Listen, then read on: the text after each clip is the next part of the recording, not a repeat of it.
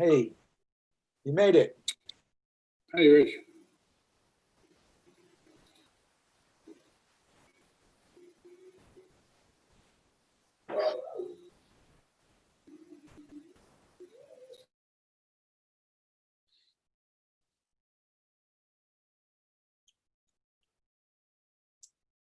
You have some interesting things behind you. What are they, sculptures or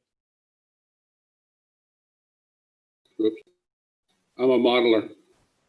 I oh, build models. you create them? Yes. You have a lot of birds? Oh, a plane. It's all aviation, or actually, these are ships back here. But Wow. I do. I've been since I was a kid. I've been doing it, so it's just something I have always pursued.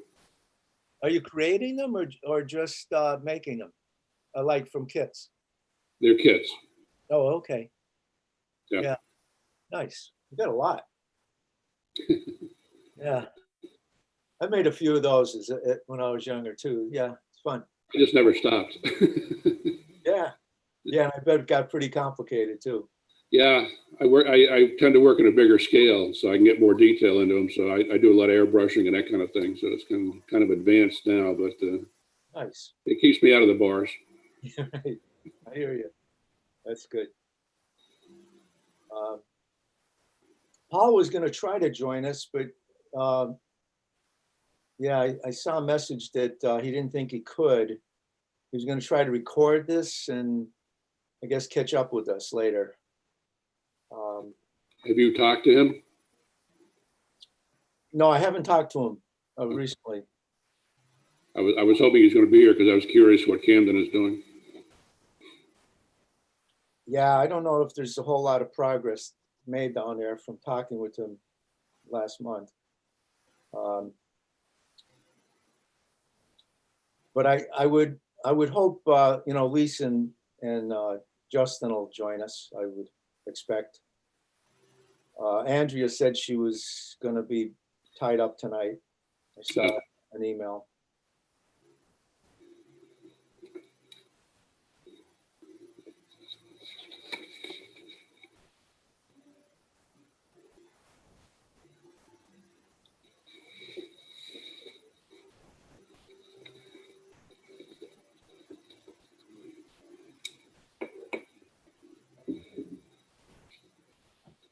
I'm going to grab a glass of water.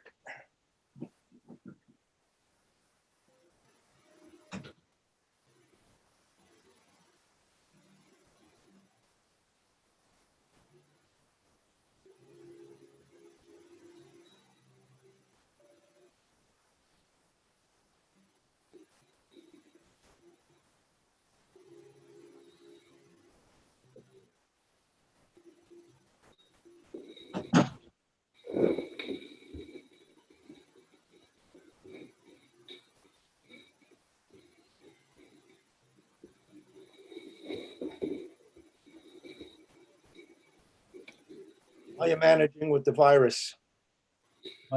Um, yeah, we're fine here. We left North Carolina back in May, and it was getting bad down there. We had it was while we were there, it was fine, but then I decided to open the state up, and everything just went kaput. Yeah, Parking lots were full. Nobody was wearing masks. It just got crazy. So we left and came home. yeah, people fighting it. It's been terrible that way. Yeah. Maine has been, as you know, like our governor, the mandates following the science, the daily briefings, the tracking, the push to be safe, wear masks. No, we're in a good place. There's no question about that. They're doing it right. Yeah, and it's attracted a lot of people here, and the the rental and the real estate boom has been quite interesting. What I hear from people. Um, I heard one person who rents on the water in Camden for about a month uh, every year said that the rent, which was already high, seemed high, had more than doubled from last year to this. And then I've heard some people wanting to sell their homes who weren't even planning to, because it seems like this is a seller's market. Yeah, it is. And there's people that have come here for seasonal purposes like they normally do, but decided to stay. I mean, some of them even put their kids in school here. So, they realize it's a good place to be. Yeah, I hadn't heard that. But well, good. He's a nephrologist up in Belfast. I went to see him, and he was one of these guys that comes through and covers when there's somebody not there. And he was going to be here for about 6 months, and he was due to leave the end of October, this month, actually, back when I saw him in the summer. He said, I don't want to leave. He said, I don't know where I'm going, but I'd rather be here, so I'd rather stay. I guess they got a doctor coming in to take his place, so he has to go, but he wasn't looking forward to it. Wow.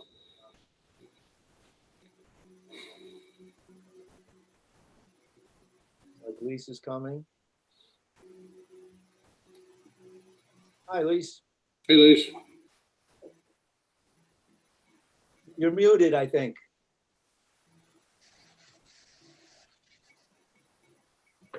Are you mute? You're muted, Lise. Can you hear me? Can you hear me? There you go. Yes, now. Oh, okay, because I'm not muted. Oh, okay. You were just Okay, quiet. well, nice to see you. Nice to see you too. Look at everybody's homes. Yeah, Nice. we're visiting at home. So Yeah. who's on? Yeah, who's on? Well, we're waiting for David to introduce our meeting here in a minute, and Oh, good. hoping Justin joins us. He was supposed to, from what I heard, but I guess Paul can't and Andrea can't. Paul said he'd record. Oh, really? Yeah, he sent an email. He did. That he was going to try to join us later, but I guess I don't know if that'll be possible now. Because we need him. We need him and Justin. Well, we can fill him in, and hopefully Justin will be here. Yeah. Because Paul was going up hunting, was that it? Or Justin was going hunting. Yeah, Justin had gone on a hunting trip. Going north. Justin says he's here, but he can't. He can hear and see, but he can't seem to chat. Can't what? Chat? Well, at least he's around. It's down at the bottom, Justin. Tap, tap, tap. No? From Justin Twitchell, I'm here, I can hear and see, but can't something. You can? I don't see him. Oh, good. Well, I just saw it. It was like he did a chat. Oh, good. But Justin, there's a mute button down lower left. Tap lower left. And maybe unmute yourself. Does that work? Lower left, tap. Can you hear him? Well, I'm tapping and it doesn't do it at all. Yeah, well, it eventually does. You have to tap several times. Lise, can you hear him? No, but I can hear you, but I'm talking to him because he can hear us. Oh, because I can't hear him. So I was telling you, well, I can't hear him at all either, but because he's muted. But does he know how to unmute? He's not showing up on my screen anywhere. But I do see chat. There's somebody on chat. I see Jay and I see David Kinney, but he's not being seen. Now, what's wrong with, why can't I see Jay? Hi, Jay. Hi, Lise. Can Jay hear me? Yep. Oh, good. Well, hello, Jay. I hear you're head of the McGonagall Golf Club. I'm going to be, in 2 weeks, I'll be president. Yeah. Yeah, well, congratulations. I guess so. Thank you. Well, it may be a mixed blessing. Yeah, maybe. Mixed blessing. We'll see. Well, I thought, oh, Jay, I know him. Okay. Nice. Yeah, good. Well, David hasn't shown up yet. I've got 6:33 here. 6:34.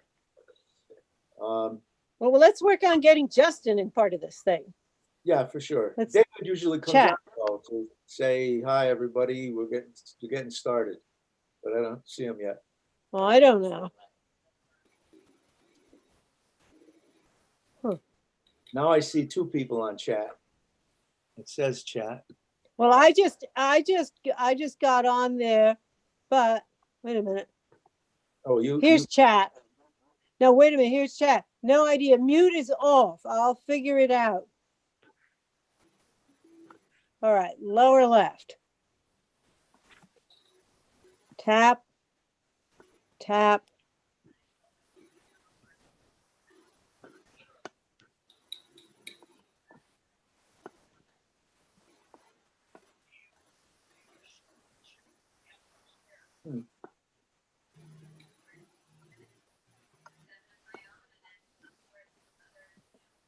okay, well, at least David has this going for us. I've had two committee meetings that never happened because, well, power went out before one of them and David couldn't connect. And another one, Oh, yeah. something else happened with the technology that couldn't connect. So at least we have that. We've been doing all the planning board meetings this way, so it's been no problem, really.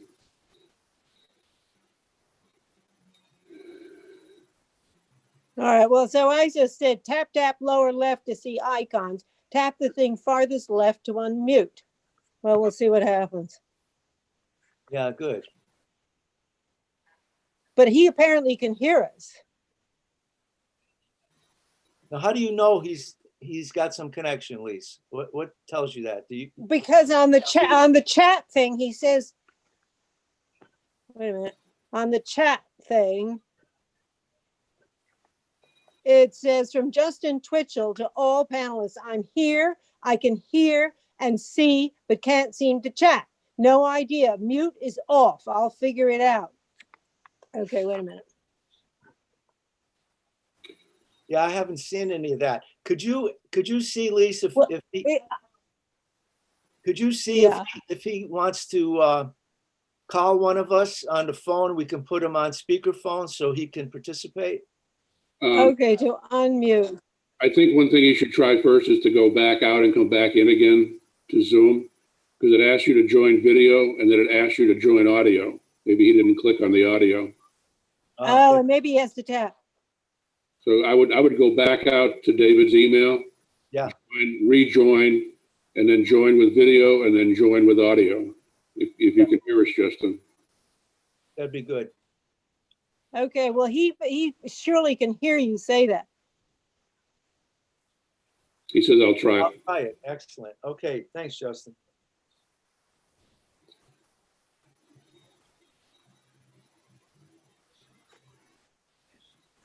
Well, who knows? Maybe we're on our own, but we need Justin. Well, let's give him a minute. Yeah, definitely. Can we assume that David is not here either? Or is he just facilitating this remotely, or? Well, But he's never been part of it to my knowledge. I mean, he's never There you go. appeared, but you say he did, Rich. So maybe I missed that. No, Justin's on now. can see you now. Thanks. How's that? Is he? Great. Oh, Yay! all All right. right. I got it figured out, guys. Thanks for your patience. Thanks for keep trying. Yeah, let's get started. I think this is going to be it. David's not going to join us. You know, he just he comes on to introduce it, that we're going. He wants to make sure we're going, but we're going anyway, so All right. we can start. So he won't be available for questions either then? What's that? David won't be available for questions either? No, not at this point. Well, we can have another meeting with him. Yes, the next meeting should include him, I would think, Yeah, with him and maybe without the lawyer. with the lawyer. I think that's the next step. Yeah, with or without, depending where we are. Okay. depending on where we are. Well, let me start if I could, Jay, just to let you know what we did at the last meeting. The four of us were able to, to discuss what was going on around trying to make some progress with an ordinance. Lise, myself, Andrea, and Paul, the four of us met about a month back. And at that meeting, what we did was we went over the three options we have as a committee. We could do nothing and, just leave it up in the air, or see if the select board wanted to, to try to draft something. We could follow the draft that the attorney Sally put together, which would protect the first 100 feet for shore owners for moorings, but it would leave the 100 to 200 feet on all the lakes open for outsiders to moor. Or the third was to try to set up mooring areas, mooring zones that would regulate where outsiders, non-owners could put moorings. And the four of us unanimously said, let's try for the third option, which is to try to establish common mooring zones. So that's what went on at the last meeting, primarily. And in speaking with David, it seems like the next step for us is to pull some questions together to pose to the attorney at the next meeting regarding what will be important to keep in mind if we look to establish mooring zones. What are some questions we might have? Because I think if we could have some questions answered legally, it'll help guide us to see what steps we need to take, what we could be looking at to establish mooring zones. And I'm sure we all have questions. I have about 5 myself that I'd like to have addressed by the attorney. So I just want to start from there. What are those questions? Well, I don't know if we should go to those quite yet. Okay. I just want to start with that, what we did last meeting and what might be the next step for us. Did Paul at the last meeting have any input at all as to what Camden is doing or has done or wants to do? He didn't have much to say about it, but it sounded like they hadn't moved ahead with much of anything around an ordinance. That was my impression too. They weren't moving ahead. I mean, they were kind of stalled. What do you know, Justin? Oh, look. Oh, wow. What are we looking at? I was just looking at you. All of a sudden you came on the screen and you look nice. Oh. Okay. Justin, do you know any more about the Camden situation? I do not. The last I heard that they were dragging their feet and they couldn't come to any decisions, but that was some time ago, so nothing new. What I did hear, Jay, and I shared with this with you on a phone call, was that Paul had said last month that they had 20 outsiders putting moorings in, and there were 4 moorings that were coming and going on weekends. They would be put in and taken out on the weekends. So that's 24 moorings on McGonagall with non-owners. Now, do you know the location of all those moorings? I do not. No. The majority of them are off the Route 52 boat ramp. So Route 52 and Bog Bridge are the 2 places where Camden is experiencing moorings. Correct. Okay. And there haven't been any requests of Camdenites or anybody else for moorings in the 100 to 200 foot designated mooring zone? Not that I'm aware of. Do they have a designated mooring zone? Not that I'm aware of. No ordinance has gone through, right, Justin? They don't have an ordinance. No. So it's wide open. Because the 200, the 100 to 200 designated mooring zone is something that some towns can create, but I don't think the state has created it as a mooring area, to my knowledge. Well, the only law on that is that a mooring can't be more than 200 feet offshore. Right. So it's wide open, Justin, right? It's wide open for people to drop them where they want, pretty much. That is correct. I could come out in front of your camp if you had one on the lake, and I could drop a mooring there and leave it all summer long. And as long as within 200 feet, there's nothing that could be done. Right, right. So. Could you say that again? Because I kind of lost you. I was I just didn't saying hear that. it. I was just saying that the only law that's in place is that a mooring can't be more than 200 feet from shore. So anybody could put a mooring in anywhere in front of anyone's camp or house and be legally justified in doing so. But the shorefront owner has first right on 100, out to 100 feet? 200 feet. No. Huh? They have up to 200 feet. The shorefront owner? Well, anybody. Right, anybody can. Okay. So So the designation about one mooring for Unless every, you have an ordinance that says not. Correct. and you have an ordinance that says not? I'm just,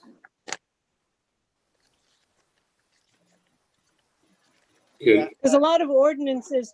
I did some research and I think I sent it to everybody. I'm not sure I sent it to you, Justin, about different towns. And, you know, some have been quite restrictive and still seem to be going strong. Harrison, for instance, has about 15 to 20 mooring sites for non-shorefront owners, but none of them are in front of private property. And in their ordinance, they say that the property owner must give written permission for people to go over their land to get a mooring. And that apparently, that caveat supersedes that old ordinance, which enables folks to go over unimproved land to access a great pond for fishing and fowling, even though the fishing and fowling's been left out. So if you have an ordinance in place, then, you know, that so states that, then you can't have people cannot go traipsing over your land. That's not true. They can't go over unimproved land. They have They a right to can go. go or they cannot. They cannot go over improved land, but they can have access over unimproved land as long as they can carry the watercraft to the water. You can't restrict people from getting to Well, the, apparently, according to Harrison, they said that if they have that caveat in their ordinance, in their town ordinance, that people have to have permission from a landowner to go over their land to get to a mooring, that supersedes that old ordinance, that, you know, common law ordinance. you can't supersede a state law if you're more restrictive. Title 17 says you have access to the water over unimproved land if you can carry the boat or canoe or kayak or whatever. That's what Sally was saying about Title 17. You can't restrict people from the water. I don't know how. Well, a critical lot of that is. towns have done that. Doesn't mean Yeah, a it's going lot to of stand up. towns have done it. Naples has done it. Harrison has done it. Casco has done it. So I don't know. Well, that's a question. That we And they can- haven't been challenged on it. At least that could be a question for the attorney in the next meeting, whether something like that can stand. But regardless of whether that's possible to do or not, I don't think that has to restrict us from still working on an ordinance. Well, Oh, absolutely not. we've worked on an ordinance and we've submitted a draft. Yes. Sally has submitted a draft to the town. I wanted to ask David if the draft that Sally submitted was reviewed by the select board and if they had any comments on it. I haven't heard that. I'd be interested in that. We submitted our draft, which was regulatory, but without the permit process and the administrative process that goes along with it. Sally's is highly regulated and has an administrative process and a permit process and a fee process and all that in it, which I thought is something we weren't looking to do.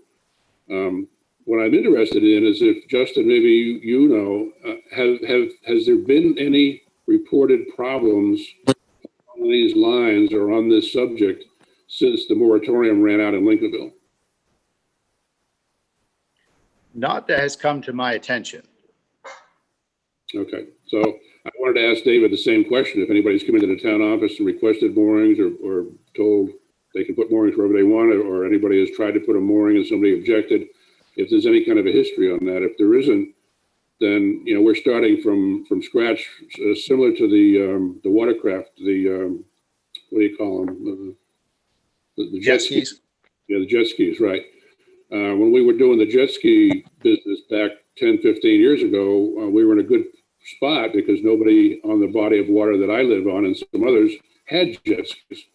McGonagall did, and I think they ended up restricting them also, but Hope objected to that. But if you start off without a history, you start off without any problems, that's probably a good place to start. Although if you did have a problem, it would be something you could look at and address it in an ordinance. But I think the decision we have to make is, do we want to put forward our draft or do we want to go with Sally's draft? And in respect to the 100 and 200 foot designated areas, they're both pretty much the same.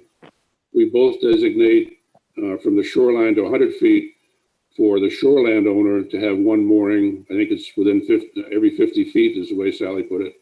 And then 100 to 200 feet, we allow moorings to go there. As Justin said, you can't not allow it. And then do a permit process. The question becomes, are we allowed to restrict moorings in that 100 to 200 foot area?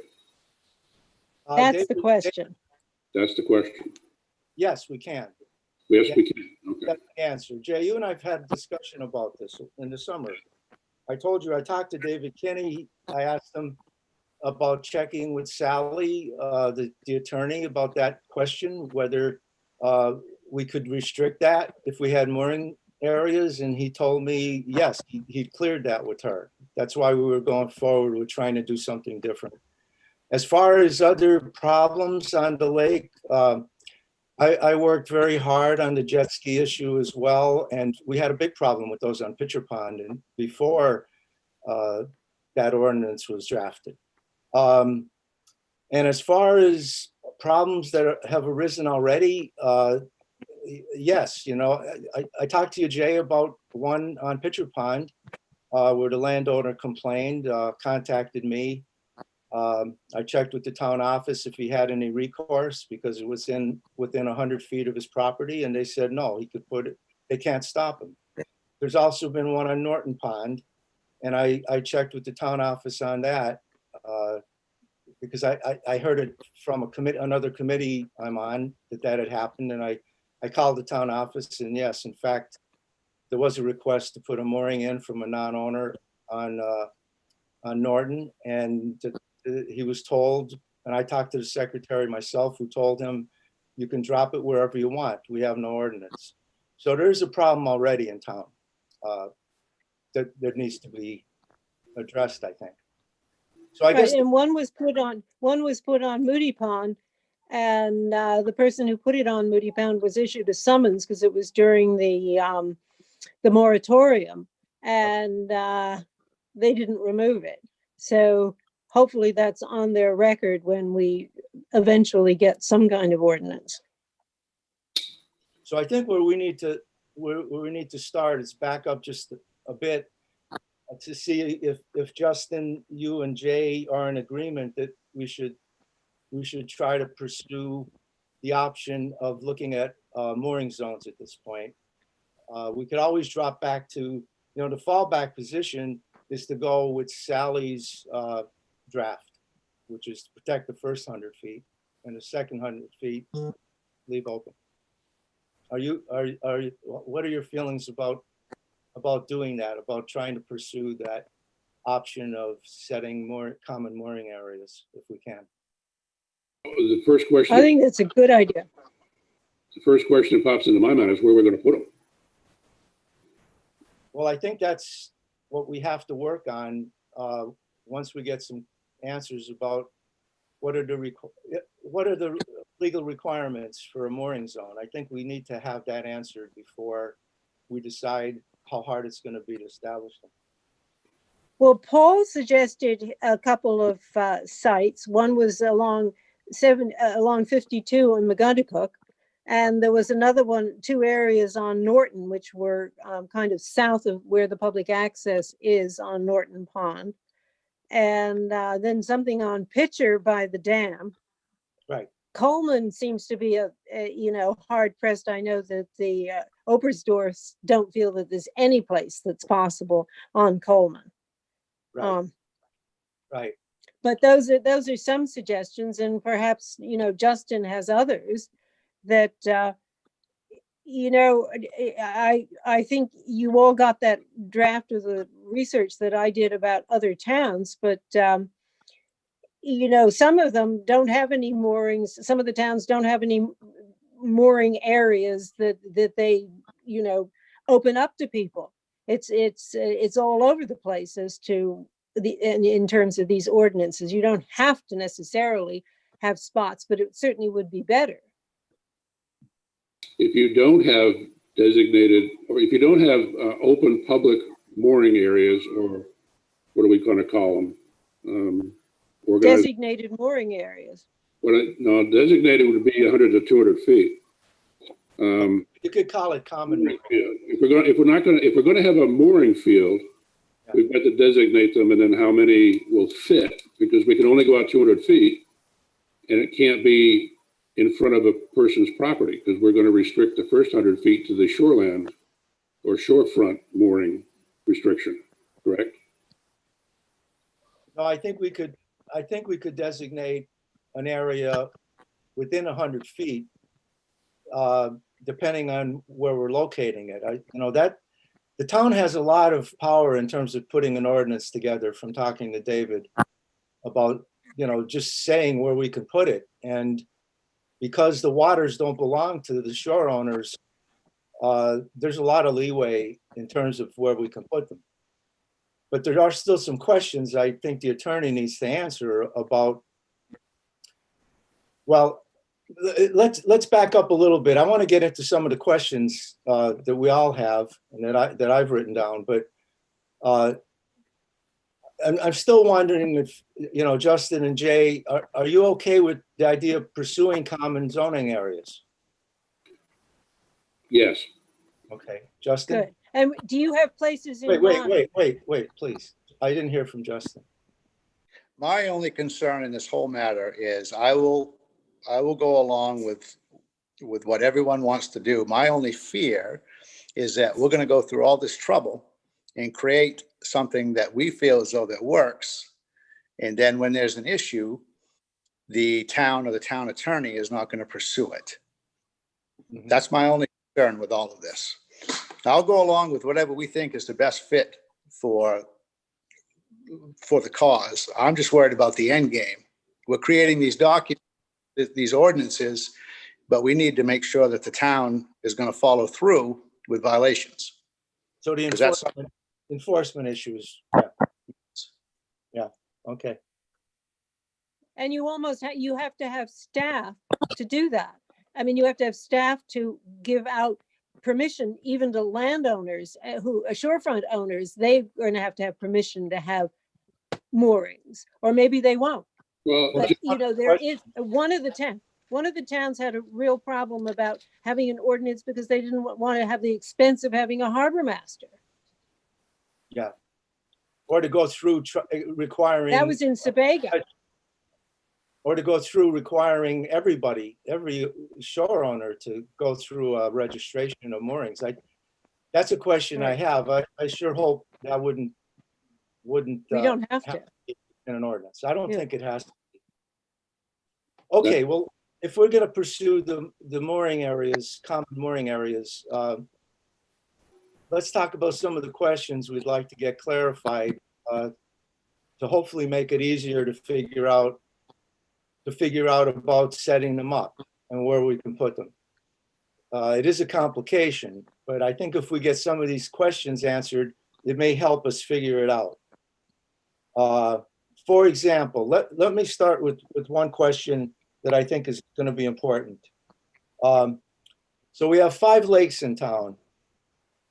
One of my questions is how many lakes need to have a mooring zone for us to feel like, the town can be in compliance?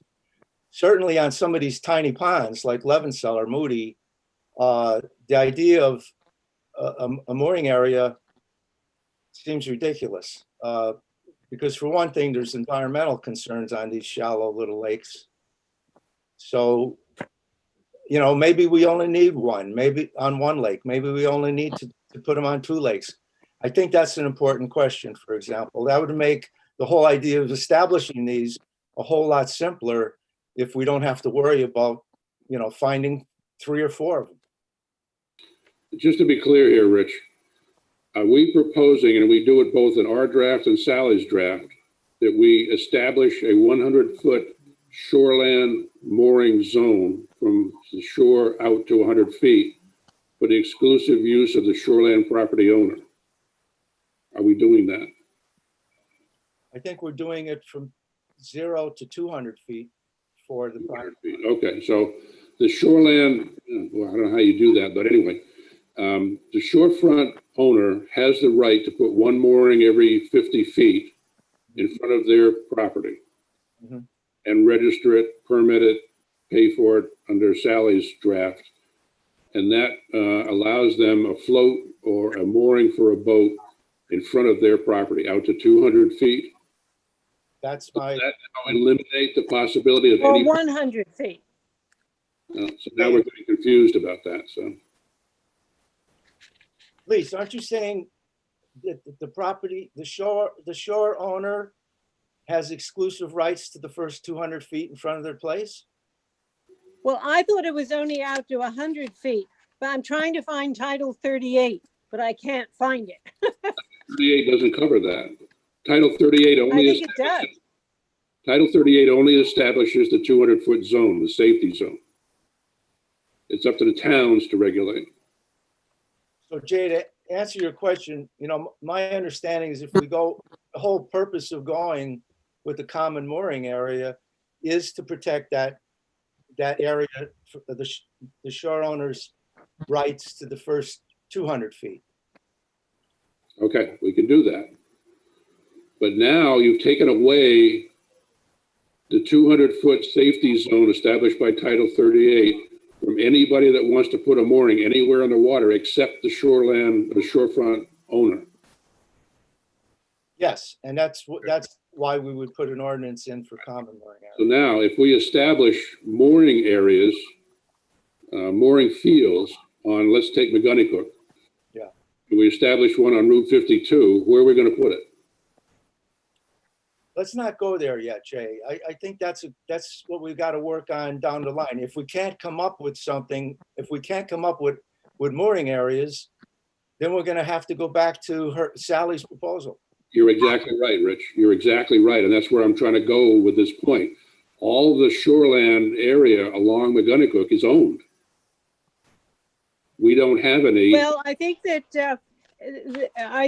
Paul suggested a place along 52 Where? as there was an area along 52 somewhere. And did you all get a copy of what he sent a couple of weeks ago?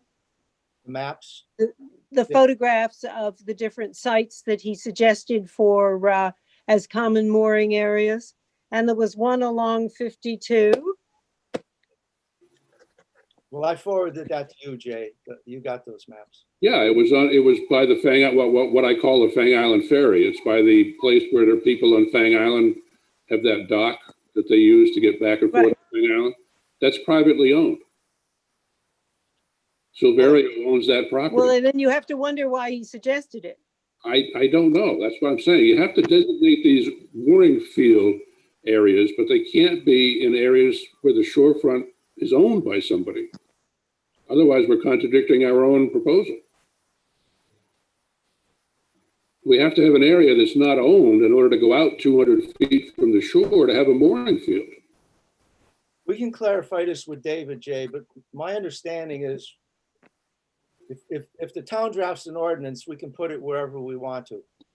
Now, I agree with you. It would be a contradiction to write an ordinance that, you know, shore owners have the only control up to 200 feet, and then to stick a mooring area in front of somebody's. That's the problem, Rich. No, I understand, but it's, We're going to tell that shorefront owner that we're going to put a mooring field in front of their property. no, I understand, but it doesn't mean, for example, that, you know, like coastal mountains, for example, you know, they own, or, you've been involved in Oh, yeah. allowing an easement. You know, it doesn't mean that we can't find some of those areas, or that we can't even have a landowner volunteer to have a few, you know, it depends on how many, you know, how big a hassle is it going to be? So that's another one of my questions to the attorney is, what are the regulations we have to follow on the size of moorings, the depth of the water that has to be measured on those moorings, and how many moorings have to be in a mooring field? Because we may have a whole lot of flexibility to, a lot more flexibility than we think we have to set up just a few, and then have a few moorings for non-owners, and then have a waiting list, which is what David Kinney has talked to me about. You know, if we have two on Norton Pond and those two are taken up, or you said, like, for example, the Sailing Club, you know, if we say that's a designated area, but there's no space because the Sailing Club is there, then maybe there's a waiting list that says, well, you know, if the Sailing Club doesn't use them, then you're next on the list. And there's a wait list. So I'm hearing that there's going to be a lot of flexibility, is what my understanding is. But we have to have these questions answered, Jay, before we know what we're up against. Yeah, I mean, you say that we have flexibility. I see a lot of conflict. You know, if we do the park on Norton's Pond that we own with the bandstand and the boat club and the boat launching ramp and a designated swim area, that is in front of somebody's property. The property lines of the abutter to Breesmere Park runs right out into the area where the town has designated the boat club can have a float. I assume they're not objecting to that because we don't have an ordinance. I guess anybody can do it. But if there were an ordinance and that person was protected in their first 100 feet, we couldn't have the float in front of our property because they overlap, they conflict. I don't know how you resolve that. That may be the case. I'm not sure. You know, Paul had designated an area on Norton that was separate from the Sailing Club area. But you know, I'm not sure the distance from one to the other and how much a conflict that would be. I know he was trying to find areas that the town owned, but the town doesn't own on every. And we don't know what, so it's the town that owns the shorefront where the two mooring sites were that he proposed on Norton? The town owns the shorefront? How interesting. That's my understanding. Yeah. There was only one area. I don't think he included. Well, he had two things drawn out. On Norton? Okay. On Norton, yeah, they were to the south of the public access. Okay. That's going towards the culvert. Yeah, sort of.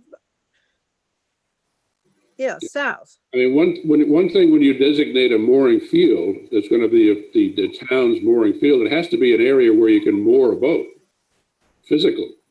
Well, that's what I'm saying about, you know, the size of it, the depth of it, you know.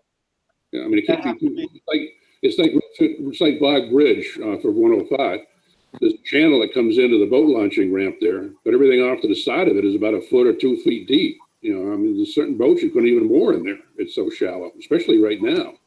A lot of them would be just sitting there on the bottom. So it's difficult to imagine that we would restrict the 200-foot area for moorings except for shoreline zone, and then designate mooring areas that weren't moorable, if you know what I mean.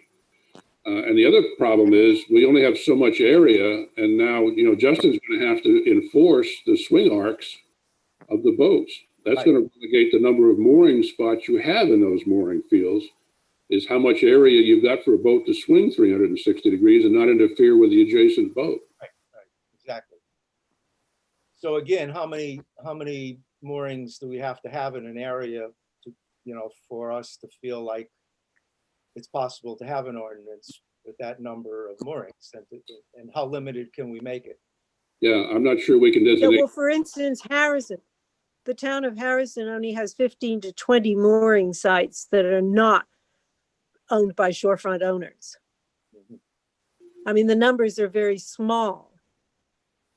Well, they must have an area that'll accept 15 boats being moored and not in conflict with each other. And that's what relegates that Right, 15. right, Yeah. right, So we- right. But each town does it the way they, you know, depending on what's possible in their area. Yeah, but do we have that ability? Apparently Harrison has that ability because they have an area that's large enough to accept 15 moorings and have no conflict between those Yeah. boats. Do we Well, have? they have 3 small town properties. So I guess that's where the You see what I'm? mooring sites are. Understand what I'm saying? Yeah. Do we have? I do. Do we have that ability? Well, I don't know. I mean, maybe there's some at, I would be interested to hear what Paul has to say about the McGuntacook site and why he chose that along 52. He Right. must have had a reason. Yep. And, you know, Yeah, the Norton site. Yeah. and the Norton site. Now, the one he picked for Pitcher Pond, I went over there to really look closely at it. I mean, the access is fairly simple because it's near our ramp, you know, the ramp to into Mill Pond, which is the start of the lake. And you know, I do have some concerns about, you know, the depth of the water there, especially now, Jay, as you're talking about it. I have the same concerns. Yeah. But I think it's premature to be trying to ask all those questions about where before we get some answers from Sally about how restricted are we in terms of those kind of questions. How many lakes do we need to have mooring sites on? How many mooring sites do we have to have on the lakes? You know, those questions are. And has she done, has she done research about other ordinances that towns have had? You know, where did she get these ideas from? Because, you know, there's a variety of Naples, Casco, Sebago, Harrison. They're all different, but they're all, you know, they're quite restrictive. They're not this open DMZs 200, 100 to 200 feet. In fact, one of them says that there'd be no moorings 100 to 200 feet out. Mhm. That's in Casco. But we can't do that without designated areas, I don't think. Sally's already told us that. Yeah. I got the Well, report. Casco doesn't have it. The report I got from Dorothy after you'd had the meeting with Sally, I guess it was a teleconference, or did she come to the meeting? I wasn't there, so I don't know. But anyway, you spoke to Sally as a group. That was back, yeah, Yeah, Dorothy wrote me a memo and she said, Sally indicated that we must provide for anyone to have a mooring given Title 17 and Great Pond access stipulation. No person on foot shall be denied access or egress over unimproved land to a great pond, except that this provision shall not apply to access or egress over the land of a water company or water district. Property owners do not have exclusive right to the area in front of their property. And then she suggested that we create mooring fields, or a mooring field, I guess is what she suggested. What I'm getting in an impression from that is Sally is saying we can't restrict people who want a mooring from having a mooring. If we designate the area out to 200 feet in front of shorefront properties as exclusive to them, and then we can only provide 1 or 2 mooring sites, designated mooring fields, does that appear that we're trying to restrict people from having moorings? well, that's a legal. Well, Harrison certainly did it That's a question we. and does it and hasn't been.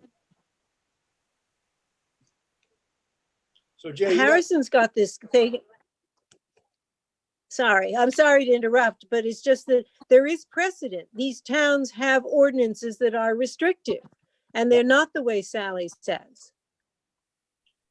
So Jay, if you have, I'm sure everybody has some good questions. I would ask that you, if you have them now, to just, float them out there, or you've had a couple already, Jay. I hope you could write those down so that we can, we're going to put these questions in writing ahead to David, and David will give them to Sally, and she can do some research before we meet with her. Right. No, I have questions. There's no doubt that I have questions. Well, let me go through the other questions I have quickly, if that's okay. Right. Yeah. So, are the regulations on a mooring area near environmentally sensitive areas? And how are environmentally sensitive areas defined? Are the requirements on the ease of access to a mooring field? For example, what if there's no shorefront access in front of a mooring field? What if it's a hardship to access a mooring field? Is that going to be a problem? The last one I had is, if there is an ordinance for a mooring area and people have to register for it, which they would if we have a mooring field area, is that going to force all shore owners to register their own moorings with the town, which I'm hoping we don't have to do. That would upset everybody. You about shorefront owners? What's that? You're talking about shorefront owners? Yeah, if they have to bother with that, and Yeah. that would be a problem. So those are the questions I would have. And again, I want to reiterate that before we talk about how difficult this will be, or what a headache it'll be, or how politically a problem it will be, I think we have to find out, how many lakes do we have to pay attention to? How many mooring areas do we need in town? How many moorings have to be in those areas? Because if we have a lot of flexibility with those things, it may not be as complicated as we think it might be. I've been working hard at trying to find something on Pitcher, and I am struggling with it. A big part of it is that question I had on access. What if the access is tough for people to get to those moorings? And I know that can be also a politically sensitive question as well, but I think we need, before we jump into saying, oh, we can't find any areas, or our lakes are too small to do this, so why pursue it? We need to find out some answers to some of these questions. Well, when you propose an ordinance, it's going to go to public hearing. When you have a draft that's accepted by the select board and the town attorney has signed off on it, then it goes to public hearing. You're going to have to sit in a public hearing and answer the question, why are we doing this? That's going to be question number one. Is there a need for this? Tell me what's going on that has caused the town to come up with a draft for inland freshwater moorings. If we can answer the question, I think that's an easy answer, Jay. I think, we have the Camden example of what can happen, as I've heard when I talk to people on Pitcher Pond, on our board at the lake, people have said, the idea that people who are, paying a high price tax to live on the lake can lose the rights to mooring in front of their property, that's quite an argument, to say that something should be put in place than just let, havoc reign. So if that's the case, and I agree with you on that, if that's the case, and we're going to sit in a public hearing and say, well, what we're going to do is protect those property owners' rights and give an area from zero shoreland out to 200 feet, and give you a right under Title 38 to have a mooring or one mooring every 50 feet. But that area is going to be restricted from anybody else having a mooring there.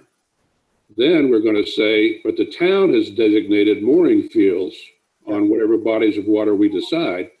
And if it turns out that we can only, because of the size of the area out to 200 feet, put 3 or 4 boats, then everybody has an argument, well, wait a minute, you only got 3 or 4 boats, there's 60 of us that want to have permits, you're restricting moorings. How do we answer that? Well, why is it that everybody feels entitled to have a mooring on a great pond? I mean, is that something that should be, people feel that they have a right to? And, They do have a you right. know, the original ordinance was for fishing and fouling, and it wasn't for moorings and zooming around. And we're just getting to have a lot of people. A couple of things, Rich, you were talking about in Casco, no, in Sebago, they say the current situation is total anarchy. There are lots of illegal moorings, and some are out even 700 feet out in the lake. Naples also says that they've got a lot of illegal unregistered moorings, which get summonses to be removed in 30 days, and they have to enforce it. And it's a real pain because so many more people have boats. And there was a lawsuit in Naples in 2015 because shorefront owners had multiple moorings. And according to Title 38, they can only have, you know, maybe one mooring. I think I can't find my Title 38 at the moment. But anyway, there was a lawsuit, and it was resolved that shorefront owners could only have one mooring. That goes to exactly what Justin was talking about. If we're going to do this, is the town going to get behind it and enforce it? Because if they're not, well, that's it. There's no point in doing it. Well, So, I don't agree entirely with that statement. I think if the town puts out an ordinance, enforcement's important, but it at least allows the property owners to take some action if somebody drops a boat right in front of their house or camp. Yeah, you could still take legal action if there's an ordinance in town. So, you know. And Justin has an enforcement also under the ordinance. He can go enforce that and have that mooring removed because the ordinance says so. Yes. I agree. What's Justin thinking about all this? What's that? Justin, speak up. Speak up. What do you think? Like I said with my original statement, I just, my fear is all these man hours and are going to be put into this. And at the end of the day, whenever there's a final draft that we can approve on and the committee can approve on, the public would approve too. And then we put it in place and we try to enforce it. And then when you try to enforce these things, it costs money. It costs a lot of money. It costs the town a lot of money. Sure does. And Yeah. they going to take that step? That's my only concern. So. That's a good concern, Justin. We've had the same problem with the fireworks ordinance as well that the town put in place, is enforcement. But wouldn't you agree that even if the town didn't back that up with more money to enforce, that the property owner could bring a legal action if somebody's breaking an ordinance? I think that they could do, a property owner could do that. Yes, but you're talking about people having to fork out money. I mean, I think people be willing to. You know, I don't know what the solution is here. I think we can all agree that there's a problem, but none of us can agree on what a solution is. And it starts from the bottom and goes to the top. So I think yeah, Sebago had a draft ordinance and they tabled it because they didn't want to have the harbor master expense, and they voted it down. But the guy at Sebago says that it's going to have to be revisited because the place is anarchy. There's so many illegal moorings. So that's just a little snippet from Sebago. Yeah, let me bring up another piece. I don't know if I put it in my email, but our Lakes and Ponds Committee in town, we've been doing surveys of docks and floats in the lakes, because we're trying to keep track of the unencapsulated polystyrene that gets, broken up and gets to be a problem on a few fronts. And what we've heard from our three largest lakes in town is that from last summer to this summer, the number of docks and floats and boats have increased shockingly from last year to this year. As this virus hit, more and more people are putting pressure on the lake, spending more time on the lake, putting more equipment into the lake, and getting more boats onto the lake. That's only gonna increase from people else that don't own too. Just like this year was the first time in town that we had a couple moorings dropped in by non-owners. So I don't think this is going away. And I hear you, Justin, that it's hard to come to an agreement on something, but I think we do have agreement that, at least for now, it wouldn't hurt to pursue the idea of mooring zones for now. If you designate mooring zones, and we designate a mooring zone for the shorefront owner, and we restrict it to one for 50 feet or one for 80 feet, whatever, and we do it out to 200 feet, that restricts anyone from putting a mooring anywhere except in a mooring field designated by Lincoln. Yeah. So we have to have those mooring fields. Now, if you talk about this growth of boats that you talk about, Richard, and it gets to the point where 30, 40, 50 people want to be mooring boats and we can only provide 3 or 4 in 2 or 3 different areas, that I don't think Sally is going to go along with that, because it wouldn't be enforceable in her for suits against the town for restrictions of mooring space. It has to be a reasonable, practical application, because people have a right to the water. We can't take, it's like They have a cell right to the towers. water, but do they really have a right to have boats? Lease. There's a federal law that says you cannot restrict cell towers, but you can designate within the municipality a Where place they'll to be. put this. Right. So if we restrict them in the designated in the shorefront mooring zones, we have to have reasonable accommodation for people who want to moor their boats in the water, because we can't restrict them from doing it. In Harrison, they have 500 moorings in town. They're all shorefront owners, deeded right of way, permission from landowners. They have 15 to 20 mooring sites for non-shorefront owners that aren't in front of private property. This one example. Well, Let's see. Yeah, because the numbers are telling, and I've only researched 4 town ordinances. Yeah, I think we can do this. I do think we can do this, and David Kenny certainly feels this is something doable.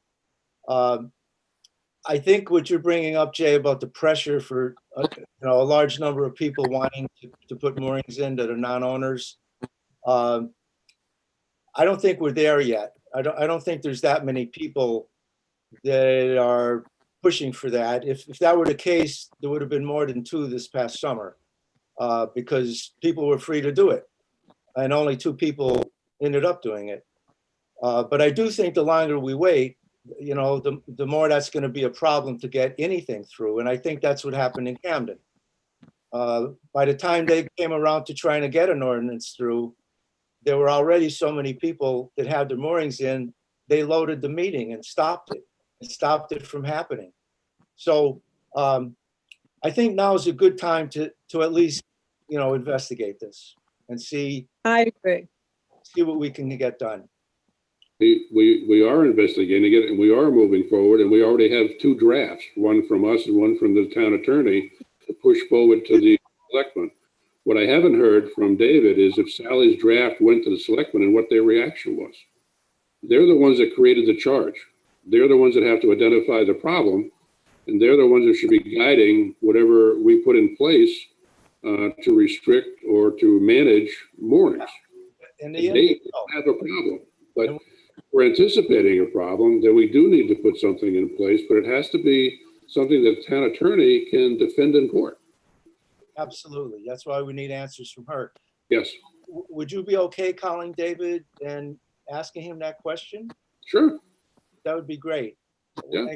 Could you email us what he has to say about whether the select board has heard this or not? Yep. And I guess, I think we could wind up. I would just, I would ask people, I don't mind putting the questions together to forward to David. I would volunteer to do that. Jay, if you want to do that, or Lise, it's fine with me. I think you do a great job. I'd be Well, happy. But Would you- maybe we should talk to David ourselves first, rather than setting up a meeting with this lawyer who sounds, she has a definite point of view. And maybe it's better to talk to him and share some of these concerns and thoughts and experiences from other towns with him. So he has a larger pool of knowledge. Lise, I'll be perfectly honest with you. I'm not as concerned about the other towns as I am Lincolnville. I think we have very specific problems in Lincolnville. We have very specific areas in Lincolnville. We have very specific shorelines we can deal with in Lincolnville, and we only have what we have. So to keep comparing us with all these other towns that may have different abilities to provide mooring fields or feel more comfortable restricting those areas or letting those areas open to moorings, I don't know, but it's Well, Lincoln. except that those ordinances have stood the test of time and have not been thrown out as We don't being illegal, that they in fact work, and we all have, sort of common problems. I think that's the best lesson from this. I hear your point, Jay, and we're gonna have to approach this in a unique way because we're unique. The size of our lakes and so on. That all matters. I think it's a very good thing to try to anticipate the pushback. I've already heard from Justin, and he's saying, I'm not sure it's enforceable, and what are we going to do? Are we going to enforce it? That's now filed away. No, David has to answer the question, have the selectmen fed anything back to us as a result of looking at Sally's orders? How do they feel about this? I think if that Right. had happened, David would have told us already. I don't think that's happened. That's probably true. I don't think it happened either. But I do agree with Lise that, the fact that this has already been established, that towns can set up their own ordinances, and David has reinforced that, leaves it open that we can work on something and see if it can work. Well, Sally said it also. She agreed that the Harrison ordinance was a good model. Well, there you go. Well, she certainly didn't follow it. No, she didn't. But we also didn't have, we weren't far enough along to tell her we had designated areas yet. So I'll write the questions and forward those to David. So if you have any questions, I know, Jay, you have some. If during this week, before the end of the week, or even by Saturday or Sunday, if you could email me the questions. I mean, you could email all of us, but I'll gather the questions together and put them in a form to go to the attorney. All right? You don't think it would be a very good idea to have a very short meeting with David, all of us talking to him, so that he understands where we're coming from and what the concerns are? Yeah, I'm sorry, Lise. We didn't address that. I'm not saying we shouldn't have a meeting with David. Because I think that to go in there and have him not educated on what we know and what we're thinking, it makes us have to, make the case to him and to Sally. And But I I will think say- that's going to be difficult. I will say, Lisa, I've had 2 conversations with him this summer, and he's where we are. If we can set up these designated areas, he said, go for it. So I don't know that we need to meet with him, actually. I'd like to have him involved with the attorney to, to sit in and share his opinions. Oh, absolutely, absolutely. But he's got to realize also about these other towns and that they have ordinances too. And, we're not creating something out of whole cloth. This is not a new thing. Other towns have done it and other towns have survived it. Well, he does know that. I've told him that. Yeah.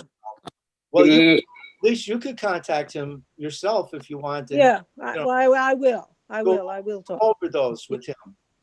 Yeah. I'm a little reluctant to have too many meetings. I just think it's, it may Well, be, who knows this lawyer? I mean, what kind of woman is she? Because she sounds kind of difficult to deal with. No, she's not. I know her. I know Sally, and we've dealt with her, and she's very straight. Okay, good. She knows the law. She's a very, very, very good municipal lawyer. She knows ordinances. She not only writes them, but she knows, how to deal with them in court, which is why you always have to say that when you're dealing with Sally, she's coming at you from her point of being able to defend the town Right. in court. That's where she's coming from. I have a question for Justin. Yep, go ahead. Have you had need to enforce the mooring area on Route 52 by Barrett's Cove in terms of the boats being moored properly apart, proper distance apart? In other words, the swing arcs are not interfering with each other and that sort of thing? Has it been that kind of a Yeah. problem there? Okay. It- So No, people that are the only problem, I'm sorry, the only problem that has arisen in that particular area is that some of those moorings were impeding regular boating traffic and they did have to be moved because Okay. it's right in front of the boat ramp. That was my But next it's- question. That's a Yep. designated swim area. It's also a boat launching area, and it's also the rowing club going in and out of there, correct? Correct. Okay, so that, at Breezemere Park, we've got the boat club, we've got a designated swim area. We got some other things going on there as well. So those are the kind of things you have to deal with. But apparently the people who are dropping mooring are looking at the fact that their swing arcs are not interfering with other moorings. That's not been a problem. That's Okay, not been a that's good. problem.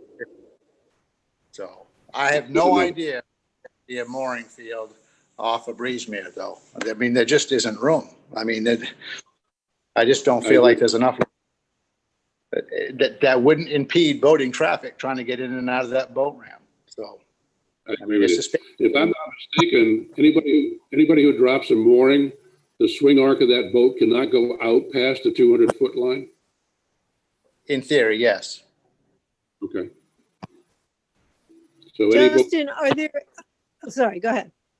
that's moored, when it swings out towards the center of the lake, can't go over that 200-foot line. I think in theory, yes, but I mean, there again, are you going to stand on shore with your rangefinder and wait for the right wind? You know what I mean? I mean, there's wiggle room there. So, Well, the reason I bring it up is because it has bearing on the number of mooring sites within the mooring field.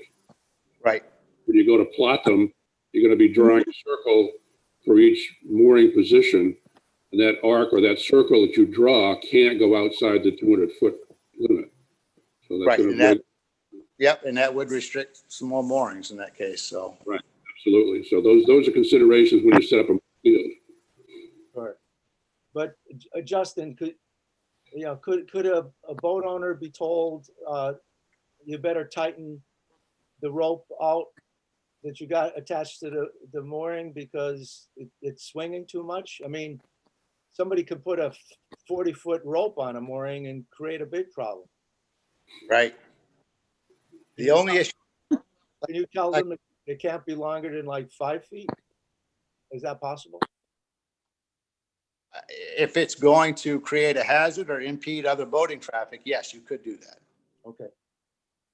Yeah, The one thing you don't have on fresh water is a tide.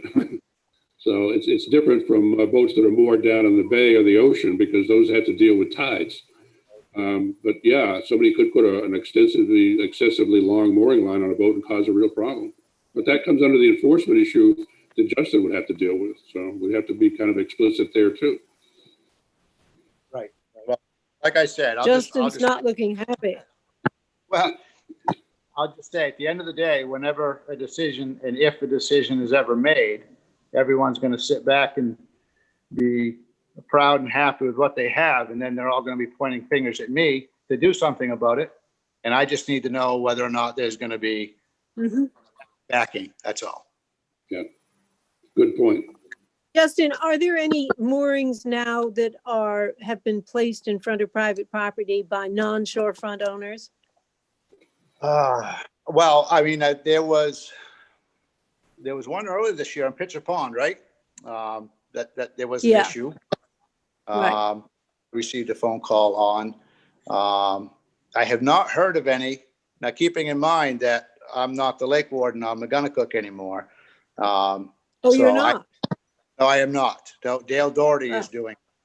Okay. Does that include Norton Pond, Justin? It does. Yeah. Yeah. I still have, as the inland harbor master, authority in the town of Lincolnville, but my commission as a lake warden is no longer. Oh, I see. Okay. Well, Got it. let me just say again, if it can't be enforced because there's no way to enforce an ordinance, I understand it, the problems that can create. But if it at least allows a camp owner to pursue it legally, believe me, that it'll get pursued legally. If people are dropping moorings down in front of people's places and there's an ordinance in place that gives an owner legal standing, they're gonna pay for it. They'll pay for an attorney to go after it. So I think, that safeguard is important regardless of town enforcement. Yeah. Justin, another question. How far out are moorings on McGonagall? Do they go out 100 feet? Or are they usually within the 100 feet of shoreline? That's a good question. Most of the ones that I've seen are probably within 100 feet of shore. Yeah. I mean, I Yeah, can't well, that's what I would think. that are 200 feet out. But between 100 and 200 feet, well, that would impede boat traffic on McGonagall completely, wouldn't it? If there were lots of moorings there, you'd have to be constantly sort of skirting boats that are moored. Well, I mean, there's a 200-foot rule, and then you can't be more than 1/3 the circumference of a cove. Right. mean, there aren't too many places on the lake where there are moorings that create any type of boating issue. Because once you're inside that 200-foot mark, you're in wake zone speed anyway. So technically, you have to be driving really slow. So that hasn't really been an issue. Okay. Well, maybe we should wind up. I would just ask again, I guess, Lise and Jay, you're going to be in touch with David Kinney. If you could shoot an email to the rest of us of what you're hearing from him, and shoot me questions that I'll put together for us, and I'll get those to David. And we can look forward maybe to a meeting with the attorney down the road. Winter's here, which is a plus in terms of trying to find some answers to questions and maybe working harder to see if we can possibly do mooring areas that we can find defensible, because I do understand, Jay, we don't want to insult people either. Right. So anything else before we wind up? Nope. Okay, thanks for joining, everyone. Thank you. And, Well, thank you, Rich, for organizing us. well, all of us are organizing in whatever way we can. we've had a delay of over a year just from the attorney. So, even reviving Right. committee's been interesting. Well, what I'm sort of thinking about is, people own shorefront land and, they make a point of wanting to be on the lake and everything. Should everybody else have the right to put a mooring in to these poor lakes? And even though they don't own property, or just because they're citizens of this country, they should be able to put a mooring anywhere they want. I mean, there's something a little, we can't give everything to everybody. And should we be thinking in terms of everybody has a right to a mooring? That's a nice rationalization, Lise, but the fact is that the answer to your question is yes, they do have a right. Yeah, It's state water.